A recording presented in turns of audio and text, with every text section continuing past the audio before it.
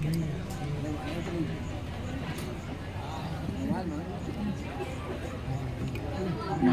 ونصلي على رسوله الكريم أما بعد فأعوذ بالله من الشيطان الرجيم بسم الله الرحمن الرحيم تلك الرسل فضلنا بعضهم على بعض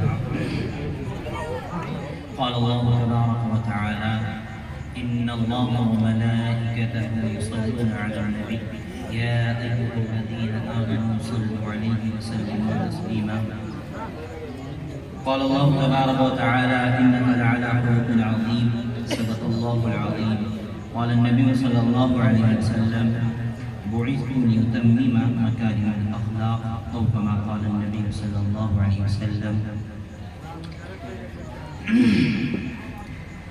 تمام حمد و ثنا تعریف و توصیف اللہ جل مجدہ الکریم کی ذات بابرکت کے لیے جو خالق کائنات بھی ہے اور مالک کائنات ہے. اللہ جل وعلا کی حمد و ثنا کے بعد حضور نبی اکرم شفیع امم رسول محتشم نبی مکرم اللہ کے پیارے آمنہ کے دلارے عبداللہ کے جگر پاری امت کے سہارے سید فخر سید عرب و عجم والی کون و مقام سیاح لا مقام سید انس و جان سرور انبیاء شہنشین مہوشاں شاہ خوباں شہنشاہ حسینہ تتمہ دورہ سرخیر زہرہ جمالہ جلوہ صبح ازل نور ذات لم نزل باعث تکوین عالم فخر آدم و بنی آدم معصوم انبیاء امام الانبیاء امام الاتقیاء معصوم آمنہ امام الانبیاء امام الاتقیاء امام الاسفیاء امام الملائکہ احمد مجتبی محمد مصطفیٰ صلی اللہ علیہ وسلم کے حضور ناز میں اپنی ارادتوں عقیدتوں محبتوں کا خراج پیش کرنے کے بعد ہمارے محترم معزز علماء کرام ہمارے مہمان خصوصی حضرت علامہ و مولانا کفیل اشرف صاحب دامت برکاتہ العالیہ اور محترم معزز سامعین کرام و حاضرین کرام اور خواتین و پردہ نشین ماں و بہنوں السلام علیکم ورحمۃ اللہ وبرکاتہ. ہم ان تمام حضرات کا شکر گزار ہیں کہ جنہوں نے اس بزم کو سجایا. تمام نوجوانان نے اسلام اور ہمارے بڑے ہمارے چھوٹے اور وہ سارے حضرات جو مستعدی کے ساتھ بیٹھے ہوئے ہیں ہم تہ دل سے ان کا شکریہ ادا کرتے ہیں.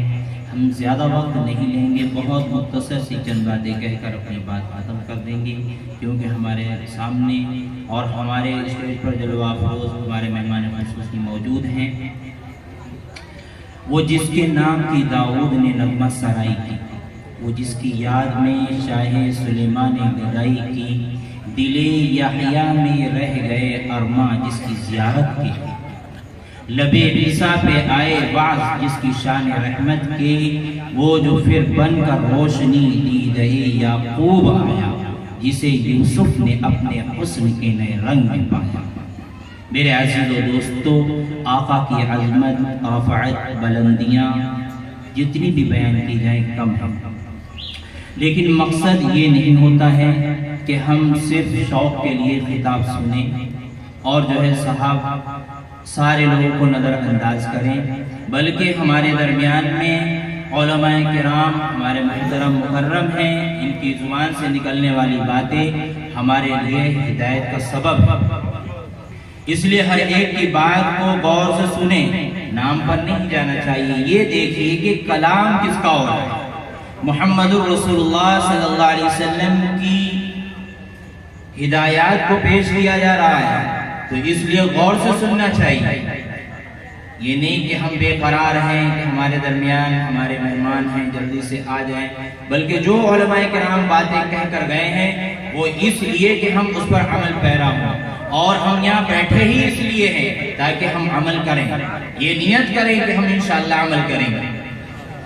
میرے عزیزو دوستوں، اللہ تبارک و تعالی نے آقا صلی اللہ علیہ وسلم کو دنیا میں بھیجا اور ہمارے لیے مکمل طریقہ عطا فرمایا آقا کے ذریعے سے، اور ایسی اپنی وحدانیت کا سبب محمد رسول اللہ کے ذریعے سے دیا کہ آنے والے تمام انبیاء کی جو محنت تھی وہ آقا صلی اللہ علیہ وسلم پر رکی، اور آقا صلی اللہ علیہ وسلم نے اس محنت کو آگے بڑھا کر امت کو عطا کر دیا، اور ایسی محبت بیٹھ گئی صحابہ کرام کے سینوں میں کہ آپ نے کر کے دکھایا، عملاً بھی، فعلاً بھی، قولاً بھی۔ ایک موقع پر آقا صلی اللہ علیہ وسلم تشریف لے جا رہے ہیں، مدینے کے اندر ایک شخص گھوڑا بیچ رہا ہے، آپ نے دیکھا، آ کے بیچو گے کہ بیچیں گے، اس سے گھوڑے کی بات خریدنے کی طے ہو گئی۔ آپ نے کہا میں پیسے لے کر آتا ہوں۔ آقا صلی اللہ علیہ وسلم گھر گئے، ادھر وہ گھوڑا لیے کھڑا ہے، اتنی دیر میں کچھ لوگ آتے ہیں اور کہتے ہیں کہ کیا گھوڑا بیچو گے؟ کہا میں نے بیچ دیا ہے اس کو، جو مسلمانوں کے رہنما ہیں، جو صادق اور امین ہیں، ان کے حوالے کر دیا ہے، ان سے بات ہو گئی ہے۔ تو اس نے کہا کہ ایسا ہے کہ تم انکار کر دینا اور ہم سے زیادہ پیسے لے لو۔ خیر اس کے دل میں لالچ آ گئی اور اس نے ایسا کیا۔ آقا صلی اللہ علیہ وسلم پیسے لے کر آئے، جب دیے تو اس نے کہا میں نے بیچا کب آپ سے؟ بڑی حیرت ہوئی۔ آقا نے کہا بھئی تم نے مجھ سے بیچا ہے؟ کہ نہیں، ہم نے تو نہیں بیچا۔ اس کو معلوم ہے کہ آقا صلی اللہ علیہ وسلم کو صادق بھی کہتے ہیں، امین بھی کہتے ہیں، اور مجمع آہستہ آہستہ اکٹھا ہونے لگا اور سب بات مانیں گے تو محمد رسول اللہ کی مانیں گے۔ اس نے فوراً اپنی بات کو بدلا اور یہ کہا کہ اچھا بتلائیے آپ کی شریعت کے اندر کیا طریقہ ہے، جب خرید و فروخت میں نزاع ہو جائے، جھگڑا کھڑا ہو جائے تو اس کا کیا طریقہ ہے؟ آقا نے فرمایا میری شریعت کے اندر یہ ہے کہ مدعی 2 گواہ پیش کرے۔ تو اس نے کہا آپ 2 گواہ پیش کریے۔ تو اب یہ سن کر اس وقت کوئی گواہ تھا نہیں، آہستہ آہستہ مجمع اکٹھا ہو گیا۔ یہ بات چل رہی تھی، اتنی دیر میں حضرت خزیمہ رضی اللہ تعالیٰ عنہ تشریف لائے اور یہ کہا کہ میں گواہ ہوں کہ آقا نے تجھ سے ایک گھوڑا خریدا۔ اب جب اس نے یہ دیکھا کہ اب گواہ بن گئے ہیں اور یہ پہلے سے صادق امین ہے، فوراً گھوڑا دیا اور پیسے لے کر چلا گیا۔ مجمع جانے لگا، آقا نے خزیمہ رضی اللہ تعالیٰ عنہ کو بلایا اور کہا خزیمہ تم تو تھے بھی نہیں، کوئی گواہ موجود نہیں، تم نے گواہی کیسے دے دی؟ حضرت خزیمہ رضی اللہ تعالیٰ عنہ نے کہا یا رسول اللہ یہ تو بات گھوڑے کی ہے، آپ نے کہا کہ اللہ ایک ہے، میں نے مان لیا۔ آپ نے کہا کہ جنت ہے، میں نے مانا۔ آپ نے کہا جہنم ہے، میں نے مانا۔ آپ نے کہا کہ قبر حشر کا عذاب ہے اور میزان ہے، میں نے مان لیا۔ تو اس گھوڑے کی کیا اوقات ہے کہ اس گھوڑے کی وجہ سے آپ کے اوپر کوئی بات آئے؟ بلکہ تو ہم اس گواہی کو دیتے ہیں کہ آپ نے گھوڑا نہیں بلکہ ساری چیزیں جو ہم کو بتائیں، ہم ساری پر گواہی دینے پر اس بات پر تیار ہیں۔ آقا ہمارے خوشی کے حضرت خزیمہ کے ہاتھ کو اٹھا پکڑتے ہیں اور اس طریقے سے اٹھا کر کہتے ہیں کہ جب تک خزیمہ رہیں گے، اور جس مجلس کے اندر خزیمہ موجود ہیں اور خزیمہ نے گواہی دے دی تو خزیمہ کی ایک کی گواہی خزیمہ کی 2 گواہوں کے برابر، ایسی محبت تھی۔ اس لیے میرے عزیز دوستو، مصطفیٰ آئے تو ہم کو کیا ملا؟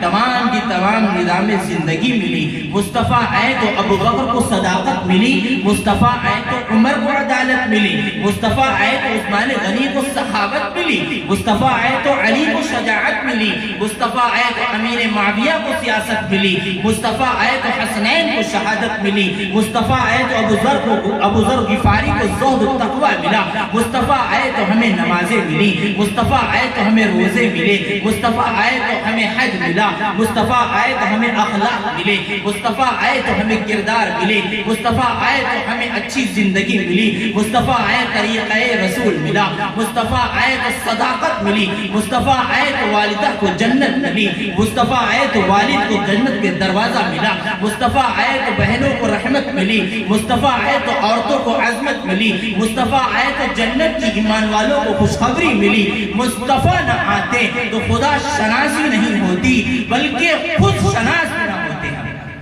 میرے عزیز و دوستوں، یہ محمد مصطفیٰ صلی اللہ علیہ وسلم کا صدقہ ہے کہ آپ کی آمد پر ہمیں یہ ساری چیزیں ملی ہیں۔ اللہ تبارک و تعالیٰ نے ہم تمام کو آقا صلی اللہ علیہ وسلم کے ذریعے سے بہت سی چیزیں عطا فرمائی ہیں۔ اللہ قرآن میں فرماتا ہے ان اللہ و ملائکتہ یصلون علی النبی، اللہ اور اس کے فرشتے آقا صلی اللہ علیہ وسلم پر درود بھیجتے ہیں۔ یا ایھا الذین آمنوا صلوا علیہ وسلموا تسلیما، اے ایمان والو تم بھی اللہ کے حبیب صلی اللہ علیہ وسلم پہ درود و سلام بھیجو۔ ایک موقع پر ایک بزرگ جا رہے ہیں، نماز کا وقت آ گیا ہے، قریب میں دیکھتے ہیں کہ ایک کنواں ہے، پانی نیچے کو ہے۔ جب پانی دیکھا کوئی چیز نہیں ہے تو قریب ہی میں جب نظر اٹھا کر دیکھا ایک چھوٹی سی بچی کھڑی ہوئی ہے، اس کو اشارہ کیا، وہ نیچے آ گئی اور آنے کے بعد میں اس نے دیکھا کہ انہیں پانی چاہیے ہے۔ اس نے کنویں میں دیکھ کر کچھ پڑا اور جو ہے دم کیا یا پھونکا یا تھوکا، جو بھی کیا پانی اوپر آ گیا۔ آپ نے پانی لیا، وضو کیا اور کرنے کے بعد میں آپ نے نماز ادا کی۔